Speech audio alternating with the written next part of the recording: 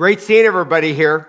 And this week, we're going to be looking at golden nuggets. Now, I brought this type of series before, and what a golden nugget is, I have something just for today. This is not a series. And so what I want to talk about today, which you may very well need right now, is this.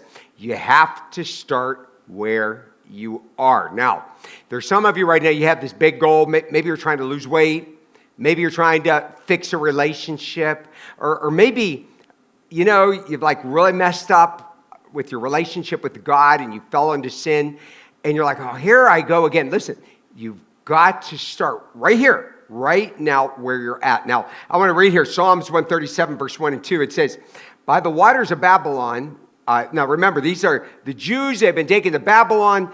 They are slaves there. They're so discouraged. They're so disgusted.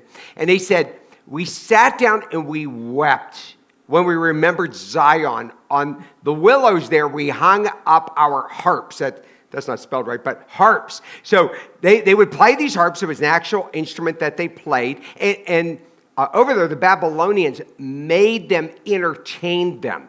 The Jews were so upset. But what they would do, they would look back in the past and they would say to themselves, how could have I ended up in this situation I'm in right now? Did you ever feel that way? Okay, well, listen, we just got to move forward. The devil just wants to keep you down where you are right now. You can't go back to where you were. You say, well, I wish I could go back to when the kids were at home.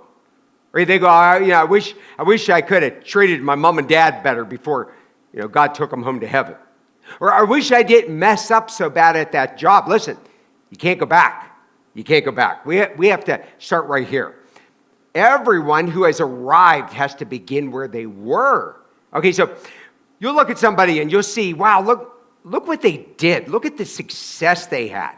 Well, at one point, they had to start maybe where you are. So, we all start on the same level. Now, some of us start a little lower than others, but they had to start right where they were in life, and that's what you have to do right now. Look in Exodus 4:2. I was doing this in my devotions. I was going through the book of Exodus. I was listening to it on audio about Moses and God. So here's Moses, and he's saying, God, I can't do this. Like, this thing you have for me, this is too big. I'm not smart enough. He said, I can't speak. I don't have any power. So the Lord says this to him, what is that in your hand? And he said, I have a staff.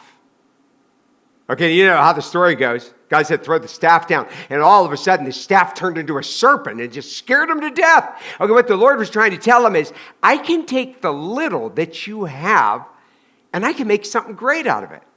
And I could you might be a one-talented person. You might not be a 4-talented person. But God could use that one talent you have and he could blow it up in a big way. Teddy Roosevelt once said this, do what you can with what you have where you are. But this is starting to sound like the Bible, doesn't it? Okay, that's true. Don't complain about what you don't have, but be thankful for what you do have. Look in Zechariah 4:10, because you'll say, well, it's not much what I have. He said, for who has despised the day of small things? God just loves to take someone who doesn't have much. But they take the little bit that they have and they give it over to God. And they trust him with that. Then God blows it up into something big for his honor and his glory. Listen, to be upset over what you don't have is to waste what you do have. Now, I want to encourage you today, but I want you to know God is watching you. And he's hearing your whining. And as long as you stay real negative about what you don't have and what you did and how you ended up here, listen, stop mourning about that. Let's get moving forward today and saying, God, I know you've got this, and I'm going to put this in your hands, and I'm going to get started today towards that goal. God bless you.